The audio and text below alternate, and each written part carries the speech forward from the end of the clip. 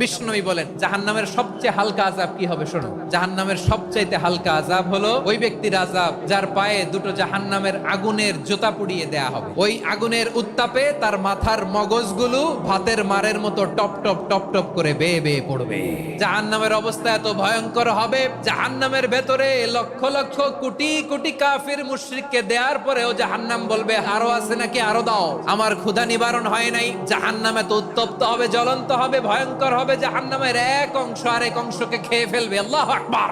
ফেরেশতারাও টালমাটাল হয়ে যাবে। জাহান্নামের রক্ষী ফেরেশতারা কি করবে তারা নিজেরাও বুঝতে পারবে না। কোটি কোটি মুশরিক কাফিরদেরকে জাহান্নামে নিক্ষেপ করার পরেও জাহান্নাম ঠান্ডা হবে না, শান্ত হবে না, বলবে হাল মিন মাজিদ, আরো আছে নাকি, আরো দাও।